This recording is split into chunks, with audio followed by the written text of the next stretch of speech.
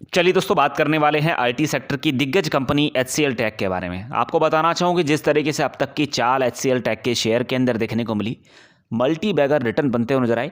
तो नज़रिया आप किस तरीके से रखें आगे आने वाले कुछ महीनों के अंदर कि अच्छा खासा पैसा बनता हुआ नजर आए। आपको बताना चाहूँ कि आज के दिन एक बड़ी खबर इस कंपनी के अंदर निकल कर आई है और इस खबर का किस तरीके से प्रभाव हमें स्टॉक के अंदर देखने को मिल सकता है। साथ ही मैं बताना चाहूँ कि अब तक जो भी रिएक्शन आपको शेयर के अंदर देखने को मिले, तो अनुमानित आंकड़े क्या निकल कर आएंगे कि 1 से 2 महीने के लिए स्टॉक होल्ड किया जाए, कितना पैसा इस स्टॉक के अंदर बनता हुआ नजर आ सकता है, या अगर कोई गिरावट के लेवल हमें स्टॉक के अंदर देखने को मिले तो नीचे की तरफ कितना मूवमेंट आपको स्टॉक के अंदर देखने को मिल सकता है। दोस्तों, नो डाउट लॉन्ग टर्म के हिसाब से बेहतरीन कंपनी है। बिजनेस के हिसाब से देखा जाए तो लगातार इस कंपनी का बिजनेस ग्रोथ करता हुआ नजर आ रहा है।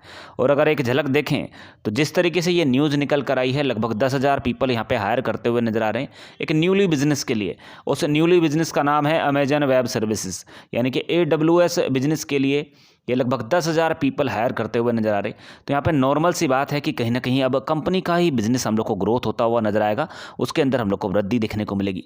तो अगर कंपनी का बिजनेस ग्रोथ होता है, सेल्स के अंदर बढ़ोतरी देखने को मिलती है, प्रोग्रेस करती हुई नजर आती है कंपनी, तो क्वार्टर ऑन क्वार्टर बेसिस पे हम लोग को इफेक्ट देखने को मिलता है, इसका पॉजिटिव रुझान देखने को मिलता है।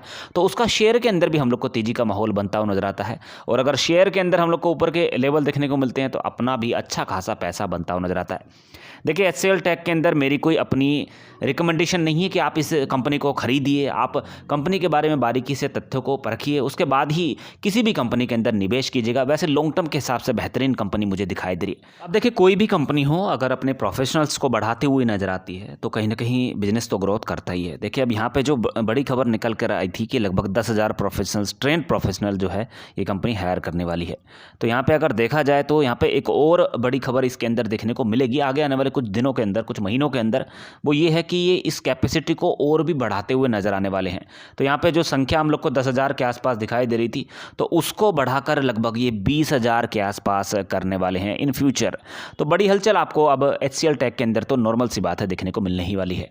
साथ ही मैं दोस्तों बताना चाहूँ कि कुछ इंपॉर्टेंट पॉइंट इस कंपनी के अंदर निकल कर आए हैं। जिस तरीके से आईटी एंड बिजनेस सर्विसेज के अंदर ओवरऑल अगर परसेंटेज देखें तो 72% का योगदान इस कंपनी का दिखाई देता है। इंजीनियरिंग एंड R&D सर्विसेज के अंदर लगभग 17% का योगदान इस कंपनी का निकल कर आ रहा है। यहाँ पे अगर मार्केट वैल्यू की बात करें तो लगभग 3,21,000 करोड़ से ऊपर है। फिलहाल की डेट में करंट प्राइस लगभग 1,100 से ऊपर इस समय ट्रेड करता हुआ नजर आ रहा है। बड़ी हलचल आपको देखने को मिली थी जब ये लगभग 1,300 रुपये से ऊपर के लेवल टच करता हुआ नजर आया था। तो मल्टी बैगर रिटर्न बने थे। ओवरऑल देखा जाए तो फिलहाल की डेट में एक गिरावट के आसपास, गिरावट के लेवल हम लोग को यहाँ पे दिखाता हुआ नजर आ रहा है। फेस वैल्यू 2 रुपये की है, इन फ्यूचर स्प्रेड भी हो सकता है, संभावना इस कंपनी के अंदर दिखाई दे रही। आरओसी की बात करते हैं, आरओसी और आरओई दोनों ही इस समय पॉजिटिव चलती हुई नजर आ रही है। फिलहाल की डेट में जो करंट प्राइस है वो 50 डेज के डीएमए से नीचे इस समय हम लोग को ट्रेड करता हुआ नजर आ रहा है। महत्वपूर्ण लेवल हो सकते हैं जो कि 200 डेज का डीएमए निकल कर आ रहा है लगभग 1,053। अगर किसी कारण से ये स्टॉक हम लोग को नीचे की तरफ रुक करता हुआ नजर आए तो एक बेहतरीन लेवल होगा, अपॉर्चुनिटी होगी खरीदारी के लिए कि 1,053 पर आप इस स्टॉक को इजीली बाई करें और लॉन्ग टर्म के अंदर अच्छा खासा मुनाफा प्राप्त करते हुए नजर आए। साथ ही में दोस्तों बताना चाहूँ कि डेप्ट फ्री कंपनी है। आज की डेट में कोई कर्जा इस कंपनी के ऊपर नहीं है।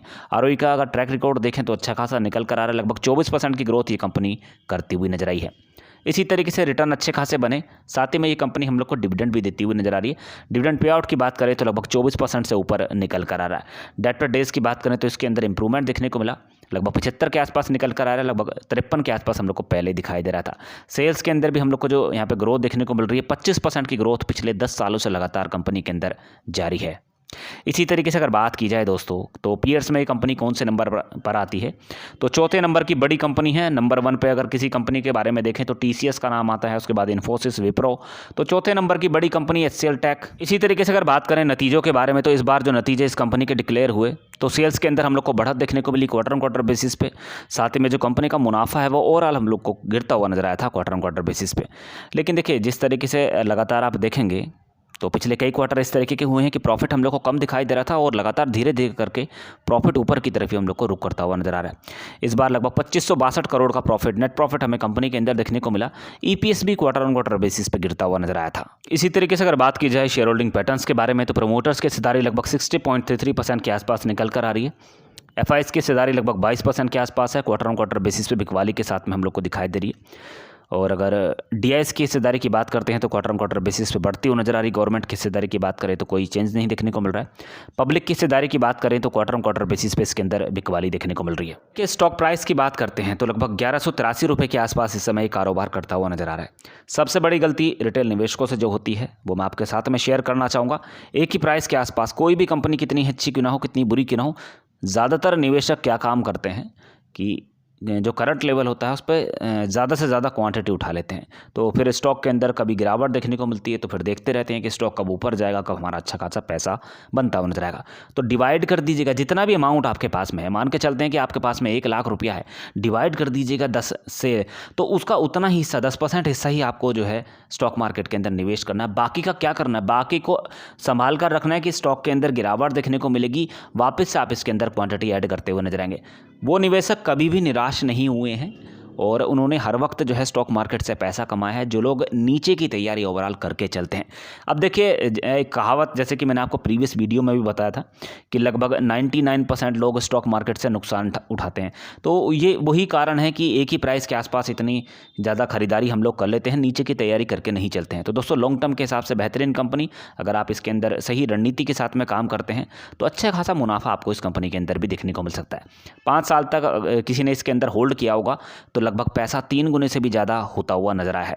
इसी तरीके से लॉन्ग टर्म का चार्ट पैटर्न देखें तो लगातार ये शेयर हम लोग को ऊपर की तरफ ही दौड़ता हुआ नजर आ रहा है। दोस्तों अगर आप नए हैं, डीमेट अकाउंट ओपन कराना चाहते हैं तो आप स्टॉक के अंदर डीमेट अकाउंट ओपन करा सकते हैं। लिंक नीचे डिस्क्रिप्शन बॉक्स के अंदर दिया हुआ है। दोस्तों अगर ये पूरी जानकारी आपको अच्छी लगी हो तो वीडियो लाइक ज़रूर कीजिएगा, चैनल सब्सक्राइब करके रख लेना ताकि नई वीडियो का नोटिफिकेशन सीधे आपके मोबाइल पर मिल सकें। Thank you so much for watching.